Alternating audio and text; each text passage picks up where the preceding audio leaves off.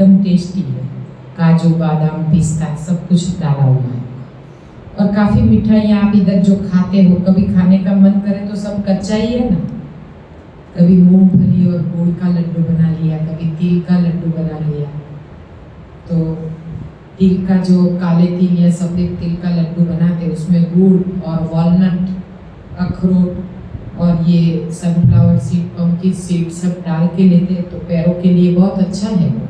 मगर वो तो मूंगफली और वो कहते हैं तो भिगोना नहीं पड़ता है, ऐसे ही कच्चा कच्चा ही। कितने लड्डू बनाने होते हैं, इतनी सी मूंगफली पीसो तो भी इतने सारे लड्डू बन जाएंगे। और हम खाएंगे कितने। मीठा खाने का मन करे तो काफ़ी चीज़ें हैं, लौकी का हलवा, गाजर का हलवा, सब कुछ बनता है बीटरूट का। સ્વીટ માટે શું નાખતા હો? शहद। શહેદ નાખો? हाँ, शहद डाल देते हैं, कभी खजूर डाल देते हैं पीस के। ऐसे नेचुरल स्वीटनर ही होते हैं सब, उसमें हम चीनी वीनी नहीं डालते हैं। तो ऐसे आप कर सकते हैं। खाने पीने में तो इतनी सारी चीज़ें हैं ना कि पूछो ही मत। मुझे सब आता है, लेकिन घर में मैं कुछ भी नहीं बनाती। सेमिनार में चलो भाई कभी किचन में गए तो हाथ लगा देते हैं। तो ऐसे काफ़ी चीज़ें बनती हैं। खाने के लिए तो पूरा जीवन पड़ा है, अब तपश्चर्या की ओर चलना है। क्योंकि अभी हमारा मन अगर खाने में फिसल गया तो ना तपश्चर्या नहीं कर पाएंगे। और तप करेंगे, सेवा करेंगे, सुमिरन करेंगे, तभी तो हमें रास्ता मिलेगा। सुमिरन के बिना जीवन अधूरा है। जिसके जीवन में सुमिरन नहीं है उसका मन ना खाने के पीछे भटकता रहता है। आप हो सके उतना वक्त आपको काम है, इनका काम है जब भी जगे बस परमात्मा का ध्यान धरे जितना हो सके, क्योंकि इनको तो किचन की कोई जिम्मेदारी नहीं है। जब शरीर आराम मांगे तब आराम, और आराम से जब भी जगे हो सके उतना मौन, क्योंकि मौन में बहुत ताकत है। तो मौन रहेंगे और सुमिरन यानी कि ध्यान करेंगे, फिर देखना ये पावर कहाँ तक जाता है। ये मौन में रहना इतना आसान नहीं है, लेकिन वहाँ पे जाओगे तो आपको माहौल मिल जाएगा मौन रहने का।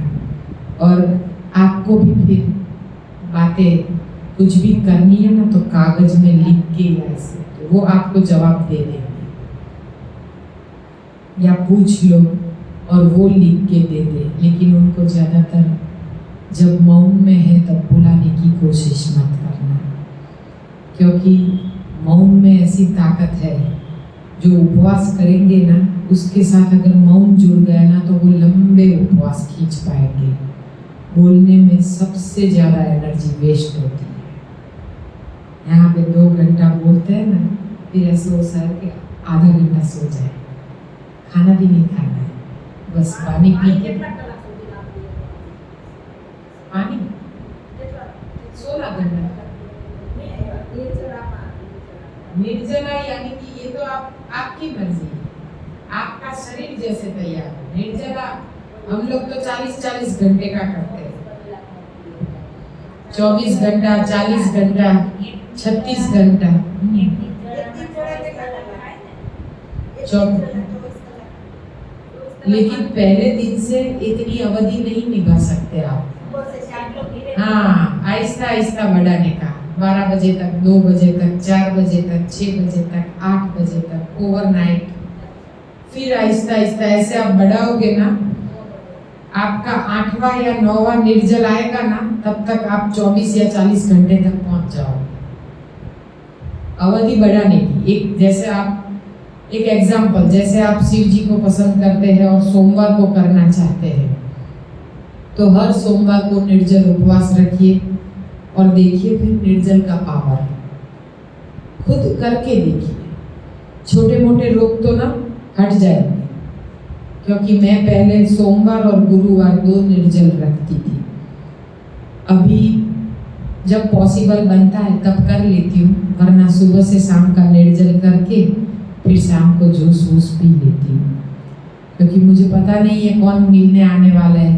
कोई मिलने आते और ज़्यादा बोलना पड़ता है तो गला सूखता है, तो फिर शाम के वक्त कोई नींबू पानी, शहद या कुछ भी ले लेना पड़ता है। फिर उससे अगर संतुष्टि हो जाती है तो फिर और कुछ नहीं देते। तो ऐसे निर्जल आप कर सकते हैं।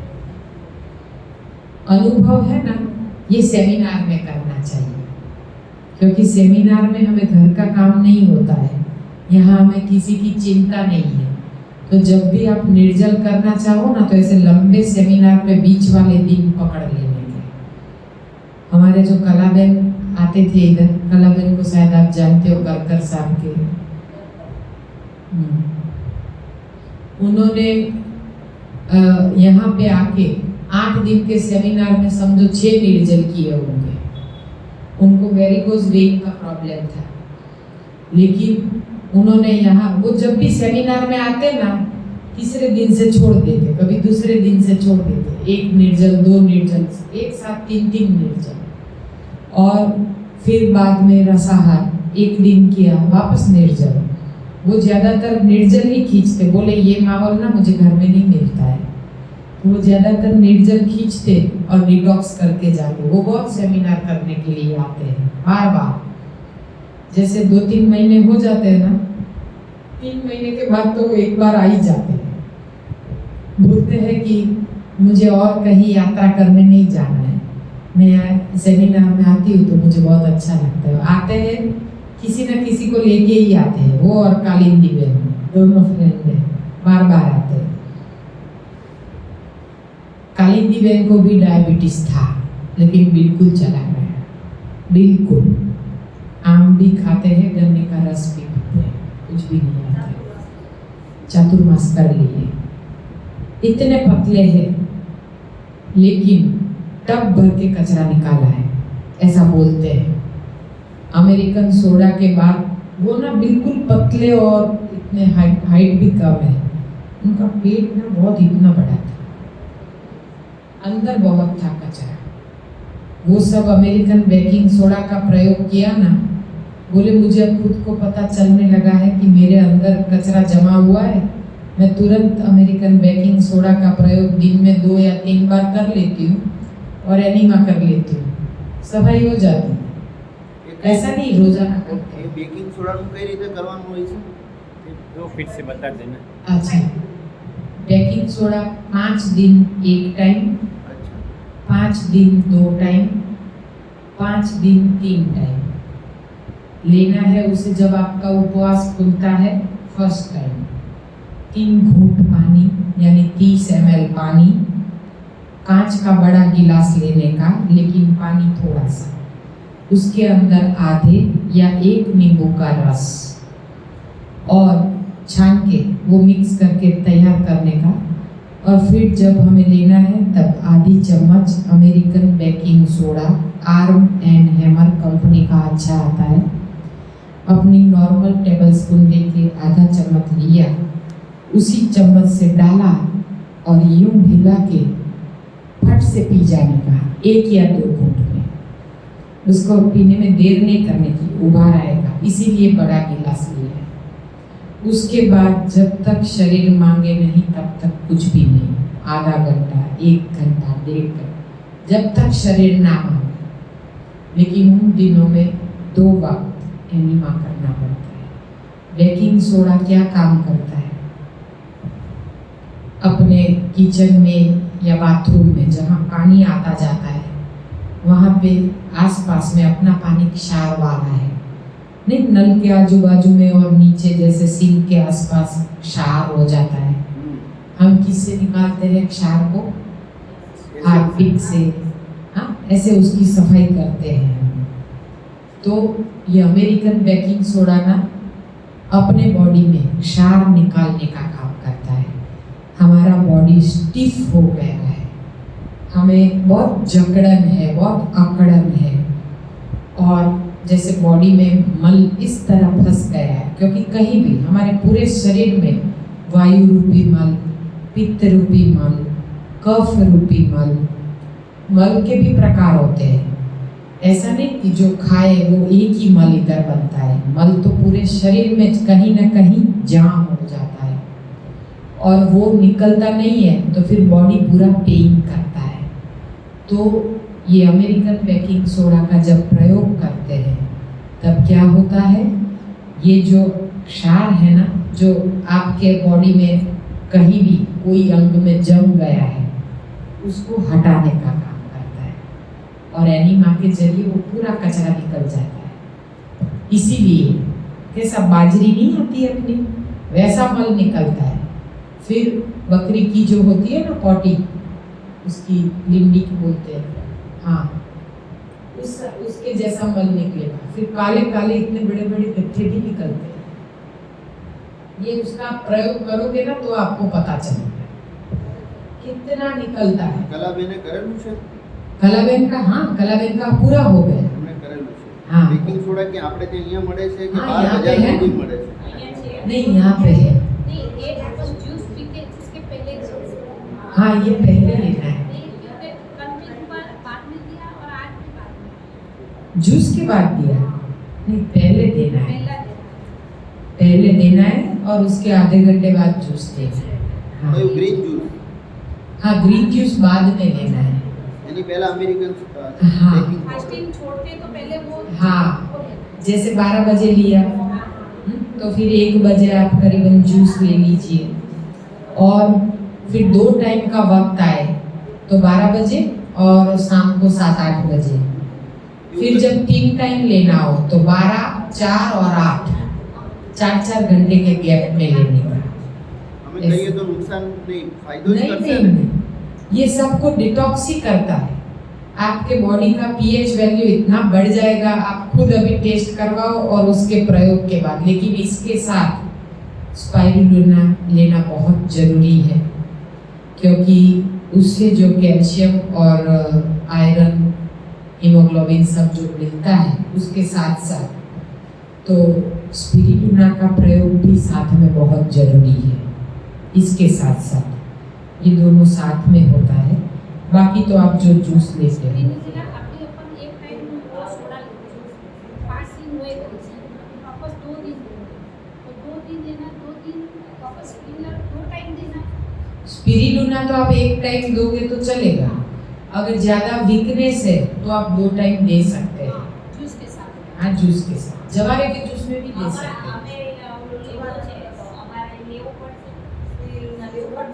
हाँ, स्पिरुलिना तो अभी शायद नहीं है, खत्म हो गया, सेंटर से मिल जाएगा। हाँ, जवारे का रस तो आप अलग से ले सकते हैं, लेकिन स्पिरुलिना बिल्कुल अलग डिफरेंट चीज है। अरे ऐसे भी ले सकते हैं।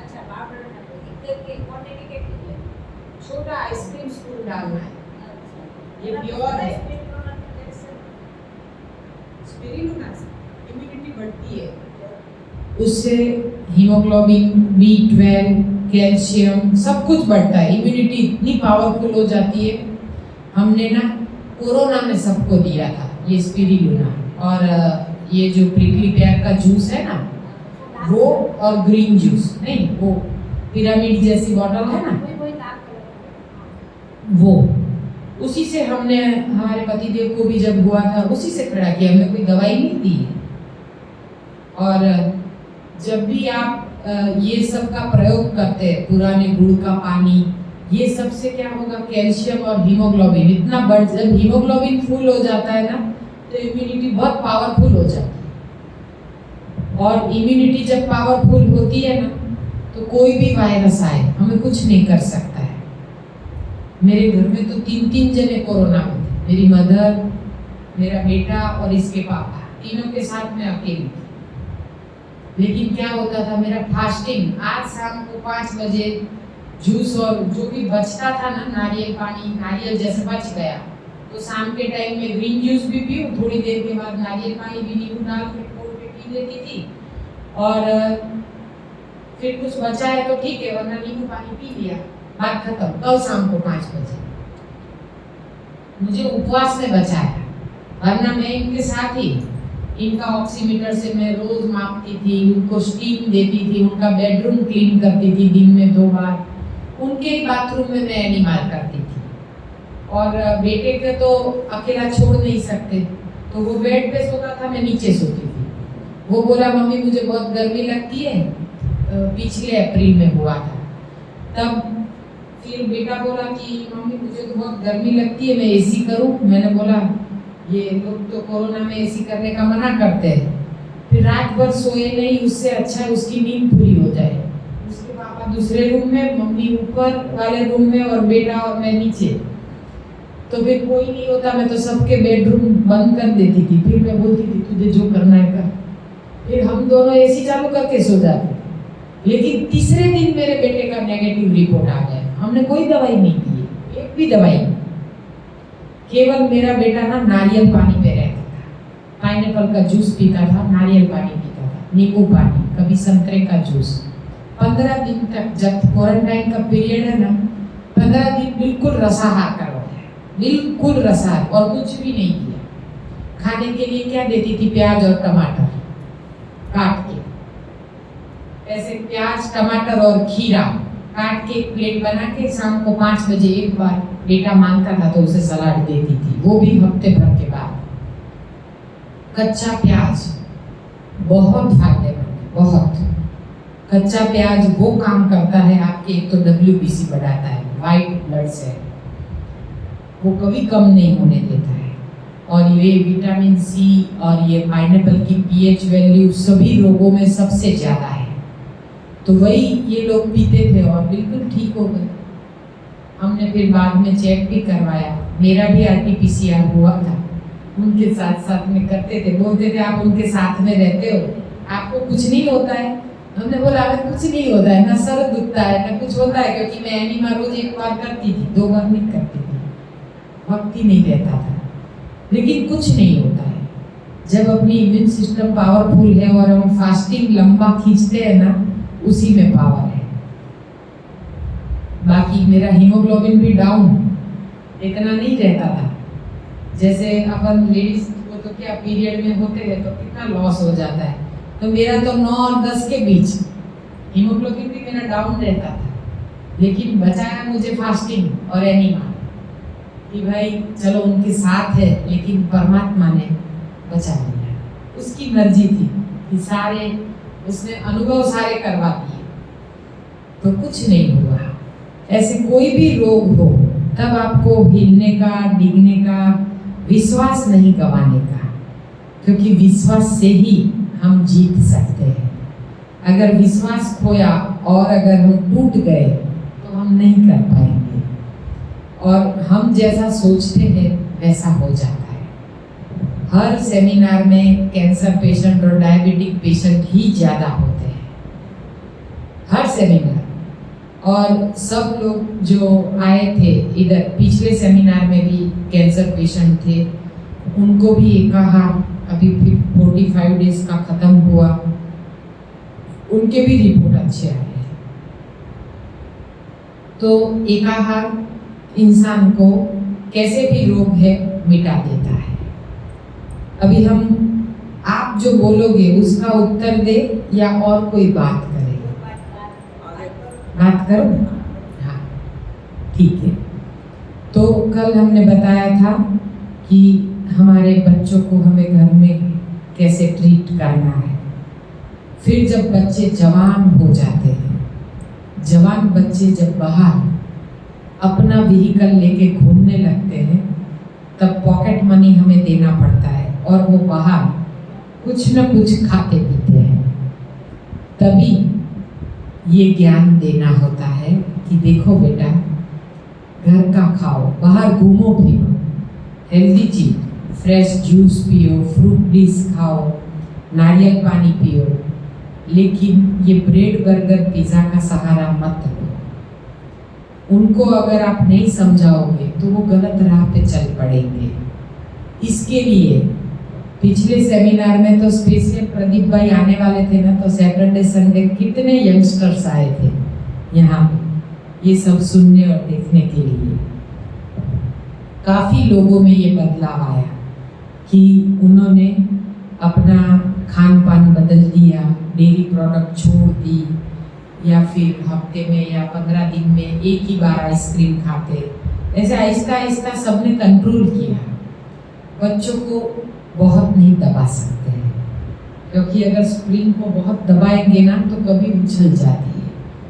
तो उनको थोड़ी बहुत छूट देनी पड़ती है कि चलो भाई हफ्ते में या 15 दिन में या महीने में एक बार आप छूट छाट ले लो, क्योंकि दोस्तों के साथ रहते हैं तो उसको भी ऐसा ना लगे। तो यंगस्टर बच्चों में बदलाव ज़्यादातर हम नहीं ला सकते, लेकिन इतना ला सकते कि वो चीज़ों को कम कर दे और वो उसमें कुछ संयम बना ले। अभी हमारे बच्चे हैं, घर में देखते हैं, मेरा बेटा भी जिम करता है, बड़ा वाला है ना, वो 2.5 साल की उम्र में अस्थमेटिक पेशेंट था। उसको 2.5 साल की उम्र में अस्थालिन पंप लिख दिए थे, मेरा पहला बेटा। आज तो वो बाहर है, लेकिन उसको 2.5 साल की उम्र में जब फर्स्ट टाइम हमने उसको, मैं ना हल्दी वाला दूध पिलाती थी बेटे को रोज, क्योंकि वो अर्थक्वेक में पैदा हुआ था। 10 दिसंबर को उसका बॉर्न और 26 जनवरी को अर्थक्वेक। तो मैंने वो सब चितार देखा, माहौल देखा और टीवी में न्यूज़ में देखा ना, उसका असर मुझ पे पड़ा और फिर मेरा फीडिंग आना आहिस्ता आहिस्ता बंद हो गया, क्योंकि मैं घबरा गई थी बहुत। ये जो हेतल नहीं आई थी, मेरे ननद की बेटी, वो सब भुज में रहते थे। मेरी ननद और उसका परिवार, उसके पिताजी भूकंप में चले गए हैं। हाँ, 5वें मंजिले से वो रहते थे, 5वें मंजिले पे पूरे फ्लैट के साथ सब गिरे थे। ये हेतल है ना, वो तो बहुत बहादुर है। ये बहुत पतली थी, ऐसी थी, पूरे घर की जिम्मेदारी उसके ऊपर थी। उसके पिताजी और मेरी ननद और सब ऐसे हाथ पकड़ के ड्राइंग रूम में थे जब सब हिला ना तब, और पूरा बिल्डिंग नीचे गिरा। वो सब ऐसे सोफे में बैठ गए और सीधे नीचे। मेरी ननद तो बीमार रहती, उसको इतनी खरोच भी नहीं। उसकी एक छोटी बहन ब्लाइंड है जन्म से, उसका एक भाई है, और उसके पिताजी के ऊपर पानी की टंकी पड़ी, वो चले गए। उनका तो ये अलग, ये अलग, ये अलग, उसको संवारने में 4-5 दिन लगे हेतल को। वो सब ढूंढ ढूंढ के उसने निकाला और उसने अपनी दाद दिया। वो बहुत बहादुर है। और फिर वो ब्यूटी पार्लर चलाती थी उधर, और अपने घर का जैसे भी करके उनका जो रसकस का यानी प्रोविजन स्टोर था, उसमें वो सब चलाती थी काम। हम लोग भी हो सके उतना उनको हेल्प करते थे। लेकिन वो इतनी बहादुर कि उसने सब कुछ अपने बलबूते पे, उसकी शादी भी की उसने। भले हम लोग मामा है तो करेंगे, लेकिन उसने बहुत सहा है। आज तो वो बहुत सुखी है, लेकिन उसने पूरे परिवार को उछालाया।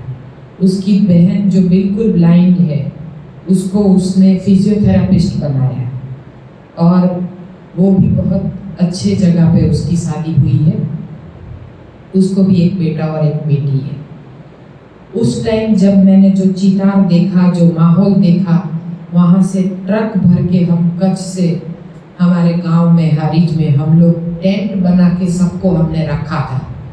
और मेरी तो ताजी ताजी डिलीवरी हुई थी, 1.5 महीना हुआ था, और इधर से इधर भागना, इधर से इधर भागना। उसमें मुझे स्टिच आए थे नॉर्मल डिलीवरी में, वो पक गए बहुत भागा दौड़ी में, और मेरा दूध आना बंद हो गया। मेरे बच्चे को मेरा दूध पूरा नहीं पड़ता था, तो वो पतला पतला होने लगा, ज़्यादा देर सोने लगा, पीला पीला होने लगा। फिर जब डॉक्टर को दिखाया तो बोले कि आपका दूध उसे कम पड़ रहा है। देखा तो मेरा फीडिंग आता ही नहीं था। फिर उसे हमने ऊपर का दूध शुरू किया, अमूल ताज़ा, फिर शक्ति, फिर गोल्ड, उसमें पानी डाल के, वावड़िंग, बाकुम्बा सब कुछ डाल के बहुत प्रयोग किए, लेकिन कोई भी दूध उसे सूट नहीं करता था। वो वॉमिटिंग करके फेंक देता था। और फिर डॉक्टर बोले अब लैक्टोजन 1 यानी पाउडर का दूध, उसे हमने दिया 6 महीने तक लैक्टोजन 1, 6 महीने के बाद लैक्टोजन 2। केवल पानी में पाउडर मिलाओ, हिलाओ और दूध पिलाओ, लेकिन उसका वेट नहीं बढ़ रहा था। फिर डॉक्टर बोले उसे संतुष्टि नहीं होती है, दूध पिला के आपको उसको अपना दूध आए ना आए देना है। वो भी प्रयोग किया, लेकिन उसका वेट नहीं बढ़ता था। फिर उसको संतुष्टि के लिए जबरदस्ती हमें बोतल का प्रयोग करना पड़ा। बोतल देते हैं तो मुंह में छाले वाले पड़ जाते बच्चे को, लेकिन उसको इतने छाले नहीं पड़े। फिर जैसे जैसे बड़ा होता गया तो मैंने अपने बेटे को हल्दी वाला दूध देना शुरू किया, वो थैली वाला, पॉलीथीन वाला। हम अपने बच्चे पे कितना अत्याचार करते हैं, क्योंकि बच्चा तो बिल्कुल अपने सहारे है। हम उसको जहर भी देंगे तो वो पी लेगा। उसको दूध बिल्कुल पसंद नहीं था। उसको जब भी मैं दूध का गिलास लेके आऊँ ना, वो भाग जाता था देख के, और जूस का गिलास देखे ना तो दौड़ के आता था। संतरे का अगर मेरे हाथ में वो संतरा उसने देख लिया ना, दौड़ के आता था और संतरे का जूस, संतरा फटफट ले ले, लेकिन दूध देखे ना तो कहीं भाग जाए। फिर मैं उसे अपनी गोद में सुला के 2 पैरों के बीच दबा के पिलाती थी, क्योंकि माँ ऐसा ही करती है ना कि दूध तो संपूर्ण आहार है और वो तो देना ही पड़े, मगर वरना उसका विकास ना होवे। मैं उसको जबरदस्ती दूध पिलाती, वो वॉमिट कर देता, उसको डायरिया हो जाते, वो गिरा देता दूध को, बहुत वो प्रतिकार करता, लेकिन मैं उसे जबरदस्ती पिलाती। उसको पानी के टब में बिठाती, खिलौने देती, बॉल खेलने को देती पानी में, क्योंकि हर बच्चे को पानी बहुत पसंद है। उसको ऐसे टब में बिठा के खिलौने दे के उसको चम्मच से मैं उसके मुंह में दूध डाल देती, माइंड डाइवर्ट करके। वही दूध से उसको कफ होने लगा। फिर हम क्या करते, उसको डॉक्टर के पास ले जाते। डॉक्टर उसे एंटीबायोटिक देते हैं, उससे कफ सूख जाता है, लेकिन एंटीबायोटिक से पेट अपसेट, स्टमक अपसेट हो जाता है, इसलिए बच्चा चिड़चिड़ करता, माँ को छोड़ता नहीं। फिर हम ले जाते उसको आयुर्वेद डॉक्टर के पास। उसका काम है घिस के कोई घसारा देना, फक्की देना। उसका काम है कफ को पिघल के बाहर निकालना। हम उसे दूध देते हल्दी वाला। दूध का काम कफ का प्रोडक्शन, हल्दी का काम कफ को पिघल के निकालना। एक निकाले और दूसरा बनाए, क्योंकि दूध से कफ बनता है। वो मैं देती रहती थी। 2.5 साल तक मैंने अपने बच्चे को खिलौने की तरह, कभी ये डॉक्टर कभी वो डॉक्टर, केवल फाइलें बदली, डॉक्टर बदले। और मेरे बच्चे के जन्म कुंडली में अस्थमा नहीं लिखा था, वो मैंने लिखा। माँ रक्षक है और माँ कैसे भक्षक बनती है। मैंने उसकी जन्म कुंडली में ये अस्थमा लिख दिया, हल्दी वाला दूध देके। और फिर उस बच्चे को हम जब दिखाने ले गए, उसकी सांस में आवाज आती थी। मैंने 3.25 साल तक उसे झूले में सुलाया। रात को हम बेड में नहीं सुला सकते उसको, ना पथारी में। उसको झूला, अपना घोड़िया होता है ना, पारना नहीं, घोड़िया जिसमें यूं सोए, तो सर यूं रहे उसका, वैसे सुलाती थी, वरना उसकी सांस में आवाज आए, कभी ऐसे फट से जाग जाए, उसको तकलीफ होती थी। तो फिर एक बार हम डॉक्टर को दिखाने गए, बोला तो डॉक्टर ने चेक किया, डॉक्टर नीतीश नानावटी, अहमदाबाद में नारायणपुरा में है, पीडियाट्रिक। फिर doctor Hasmukh Shah, doctor Hiren Shah Maninagar, 3 gold medallist doctor को मैंने दिखाया। तीनों का एक ही रिजल्ट आया कि आपके बेटे को अब अस्थालीन पंप देने पड़ेंगे। स्टीरॉइड के पंप आते हैं ना, अब आपको उनको इनहेलर देना पड़ेगा, तभी वो सो पाएगा। अब उसको कोई दवाई असर नहीं कर रही है। तब हमने सोचा कि अगर ये बच्चे को अभी से हम स्टीरॉइड देंगे तो ये इसके जीन्स में जाएगा। आज चलो हम रात को 1 पंप देंगे, लेकिन ये पंप हमने हमारे ससुर जी को देखा हुआ था। वो दिन में, जब विंटर की सीजन में, एक दिन में 6-6, 8-8 बार लेते थे, हर घंटे 2 घंटे में वो पंप लेते थे। फिर हमने सोचा, भगवान अगर ये पंप ना देना पड़े और ऐसा हमें कोई रास्ता मिल जाए, तो हमने सच्चे मन से प्रेयर की भगवान को सुबह में 4 बजे। और उसी दिन, जिस दिन हम पंप लाए, उसी दिन रात को इसके पापा के बुजुर्ग फ्रेंड आ गए, जो पूरे नेचुरोपैथी से जुड़े हुए थे, वर्दी भाई जी से और जुड़े हुए थे। और हमारे एक डॉक्टर कुणाल मानेक जो स्टेडियम बैठते हैं और उनका आयुर्वेदिक का अस्पताल है, वो ओम शांति से जुड़े हुए हैं।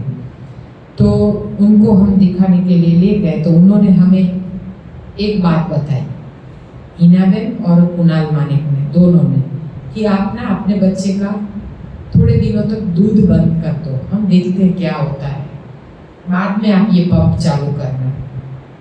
और शाम को ये दादाजी आए थे, उन्होंने बताया कि आप अपने घर में दूध खरीदना ही बंद कर दो। जबकि मेरे पति देव तो सुबह उठ के 500 ग्राम चाय पीते थे और पूरे दिन में छोटे छोटे 25 कप। इनका आप खून टेस्ट करो ना तो पहले खून ना आए, चाय आए, इतनी चाय पीते थे। हाँ, बहुत चाय पीते थे वो। इसी के लिए तो उनको फिर सर्दी खांसी ये सब चला ही बनता ही रहता था। और खाना खाए ना खाए, हांडी भर के छाछ पी जाए, कटोरा भर के दही खा ले, और फ्रिज में तो सभी किस्म के आइसक्रीम रखे बल्क पे। उसके लिए तो उन्होंने बड़ा फ्रिज खरीदा और रोज रात को कभी ये हमारे घर आओ तो आपको ऐसा लगेगा आइसक्रीम की दुकान है, हर फ्लेवर मिल जाए। इतने शौकीन, जो भी मेहमान आए चाय पिलाओ, बाद में आइसक्रीम खिलाओ। और हर इंसान यही करता है ना। और फिर अपने बच्चे को भी हमने जैसे ऐसे ही पाला और फिर खाए ना खाए तो उसको आइसक्रीम खिला देते थे। उसको कफ के जाले बन गए थे अपने लंग्स में, आगे बैठ आजू बाजू में लंग्स में जाले बन गए थे। उसके रिपोर्ट करवाए, सोनोग्राफी हुई, उसका भी सीटी स्कैन हुआ, तब पता चला, एक्सरे और सीटी स्कैन से पता चला कि उसके अंदर कफ के जाले बन गए हैं, जिसकी वजह से उसको सांस में आवाज आती है। और वो दादाजी ने बताया आप 1 महीने के लिए अपने घर में दूध खरीदना बंद कर दो। इसके पापा तो उछल पड़े, मैं क्या करूँगा, दूध बंद कर देंगे, मैं चाय कहाँ पीऊँगा। मैंने बोला होटल में जाके पी लेना, इसको नहीं दिखाएंगे। फिर भी हम दूध बंद नहीं कर पाए, इसके पापा का चाय पीना, वो दूध नहीं पीते, चाय पीते। लेकिन बच्चे को मैंने बंद करवा दिया और गैस में ताला लगा दिया, यानी खाना नहीं पकाया। अपने बच्चे को 1 महीने के लिए फ्रूट और वेजिटेबल धो के मैं टिपोई पे रखती थी, और बच्चा खुद डाइनिंग टेबल पे नहीं पहुंच सकता, 2.25 साल का बच्चा कैसे पहुंचेगा। तो मैं ड्राइंग रूम में टिपोई में बास्केट में दुपट्टे में ढक के, धो के दुपट्टे में ढक के फ्रूट और वेजिटेबल साबुत रखती थी, खाली 1 गिलास पानी का। जब उसे प्यास लगे तो उसे देना। मैं बोलती थी ना कि जब मांगे तब दो। मैं अपने बच्चे को ना जबरदस्ती खाना खिलाती थी कि नहीं, आज उसने तो अभी दाल रोटी नहीं खाई है, तो जैसे खाना ही नहीं खाया। अब संतरा खाया तो क्या वो खाना नहीं है? लेकिन हम ये नहीं समझते, हम समझते दाल चावल सब्जी रोटी सब उसके पेट में जाना चाहिए। ओवर ईटिंग, डाला उसे हजम नहीं हुआ, उसका कफ बना, ऊपर से फिर वापस दूध डाला, वो बेचारा इतना परेशान कि करे क्या, क्योंकि हम उसे जबरदस्ती करते हैं। मैंने अपने बेटे को जबरदस्ती की और उसे रोगी बनाया। अब उसे अस्थालीन पंप जो आए, हमने उसके साथ साथ तपश्चर्या की, सब कुछ बंद। पहले हफ्ते जबरदस्त डायरिया, दिन में 25-30 बार। उसकी चड्डियाँ खत्म हो गई, लहंगियाँ खत्म हो गई, मुझे लंगोट पहनाने पड़े, इतने डायरिया। लेकिन सुबह से लेकर शाम तक दादाजी बोले थे 3 दिन कुछ भी हो जाए तुझे अस्पताल नहीं जाना, हर हफ्ते नया होगा। क्योंकि निकलेगा तो सही ना, तू उसको कच्चा दे रही है, उसको जो चाहिए जूस पीता है, फल खाता है, टमाटर चूसता है, तो रोटी सब्जी खिचड़ी कुछ भी नहीं दे रही है। तो उसको जो होता है वो ले ले। उसको ना टमाटर और संतरे बहुत पसंद, देखे और चूस ले, देखे और चूस ले। जूस भी पी ले, संतरे का, नींबू पानी, ग्रीन जूस भी उसे पसंद था, तो वो पी लेता। तब हम न्यू डाइट सिस्टम से नहीं जुड़े थे। और फिर वो बेटे को देने लगी। 5वें दिन मेरा बेटा झूला छोड़ के हमारे साथ सोने लगा, खेलते खेलते। उसकी सांस की आवाज जो आती थी ना, ससनी बोलती थी, वो बंद हो गई। आप दूध बंद किया और कच्चे भोजन का कमाल। और तब तो हमें एनीमा का भी पता नहीं था, अपने आप एनीमा हो रहा था। जबरदस्त डायरिया पहले हफ्ते, अपने आप मिट गए। फिर कम, लेकिन दिन में 4-5 बार जाता था, लेकिन इसके अंदर इतना कफ निकलता था, हम देख रहे थे उसको, क्योंकि पॉटी में जब बिठाते, जब सफाई करने जाते तब पता चलता था कि ये कफ निकल रहा है। दूसरे हफ्ते में जबरदस्त वॉमिटिंग, ऊपर से कुछ भी दो, नींबू पानी भी दो तो भी वॉमिट करते। एक दिन सुबह से शाम तक वॉमिट हुई, शाम को अपने आप बंद हो गई, उसमें भी कफ निकल गया। और वो खेलता था, इतना कुछ होते हुए भी वो सोता था और खेलता था, बिल्कुल बीमार नहीं लगता था। तीसरे हफ्ते में सर्दी, खांसी और डायरिया सब एक साथ, हर हफ्ते में कुछ नया। फिर चौथे हफ्ते में ऐसा बुखार आया कि मैं उसे गोद में ना सुला सकूं। सुलाऊं तो मुझे यहाँ पे गरम गरम लगे।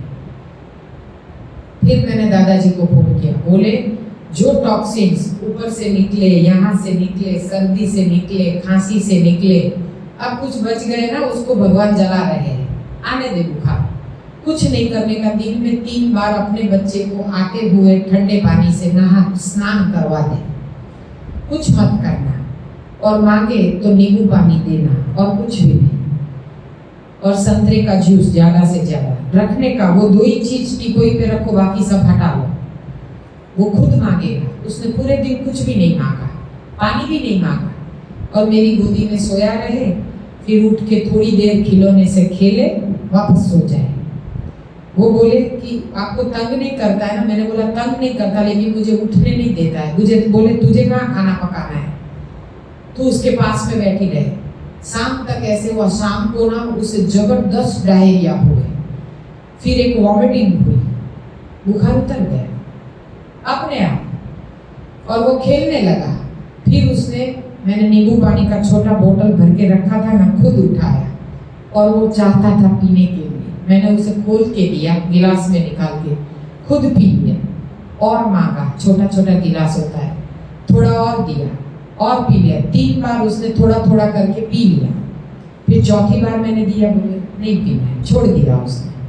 उसको पता चलता है उसको कितना चाहिए, उसने छोड़ दिया, वो बिल्कुल ठीक हो गया। 4 हफ्ते ये सब चला। फिर भी डॉक्टर बोले कि आप उसे और 15 दिन अभी कच्चे पे रखो। मैंने उतने छोटे बच्चे को 1.5 महीना कच्चे पे रखा, खाना ही नहीं दिया, वो बिल्कुल ठीक हो गया। जिसको अस्थमा डिटेक्ट हुआ था, मैंने उसे अस्थालिन पंप नहीं दिए, आज वो स्पेन में फुटबॉलर है। कैसे बना? 6 फुट 2 इंच हाइट है, और अच्छा 78 या 80 kg वेट है उसका, 6 पैक वैसे ही है। घर में जो देखा है वही खाना खाता है, दिन में पूरा कच्चा ही खाता है ज़्यादातर, कभी ना रहा जाए तो पक्का खाता है। उसकी कॉलेज में जिम है, वहाँ पे वो इंस्ट्रक्टर है, और उसकी बॉडी देखो तो आपको पता चले कैसी है। कोई वे प्रोटीन नहीं, कोई भी।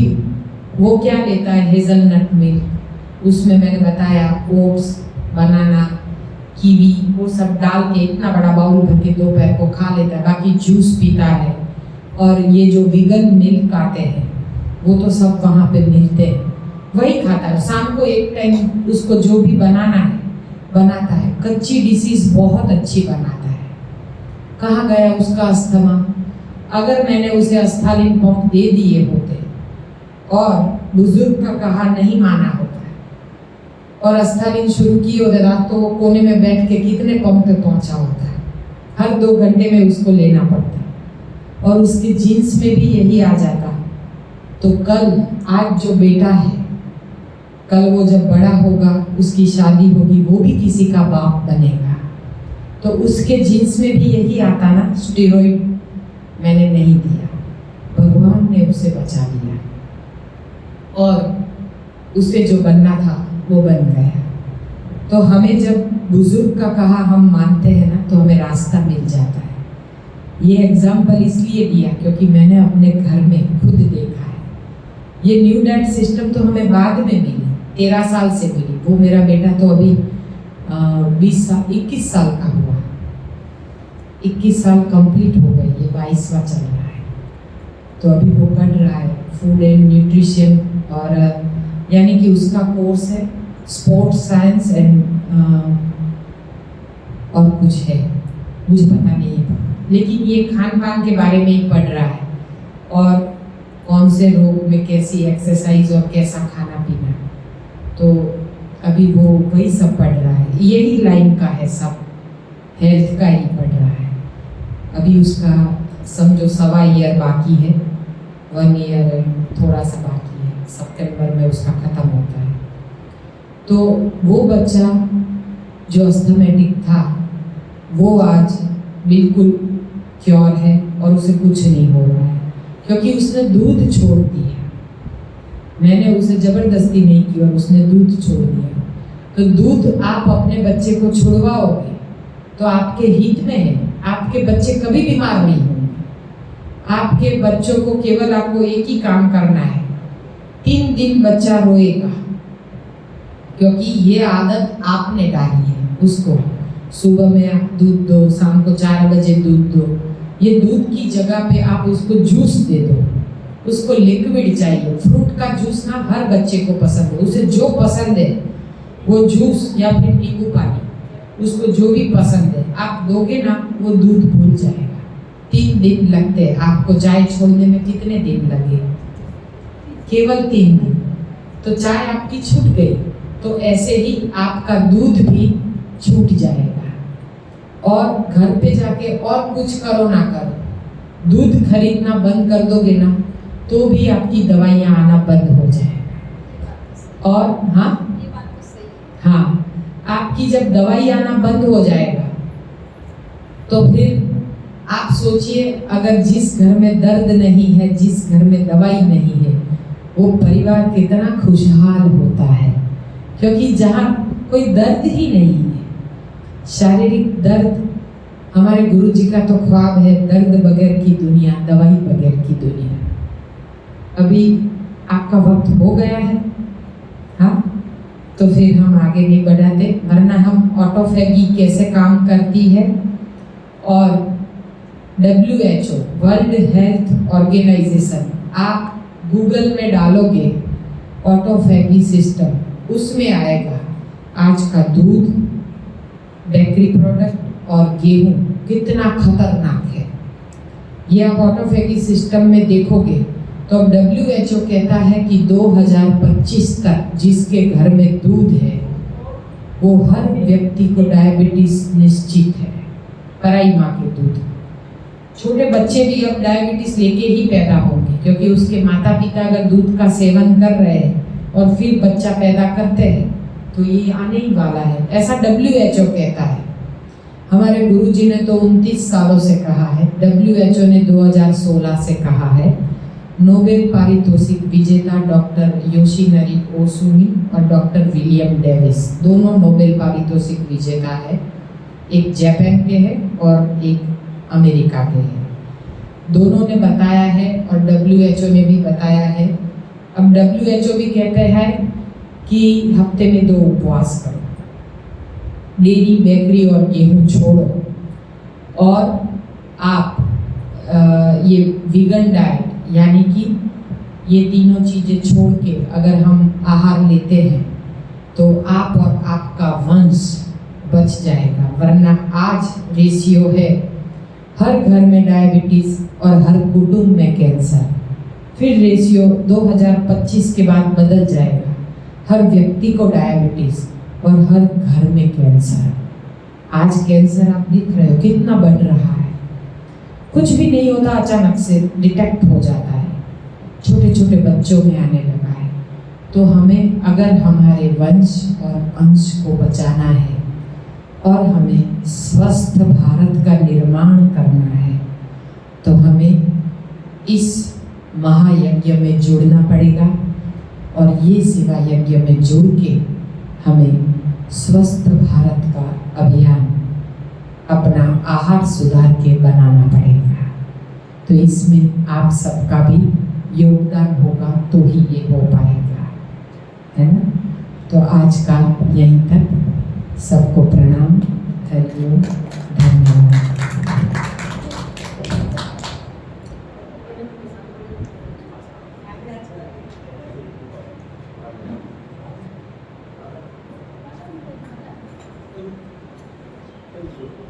બરોબર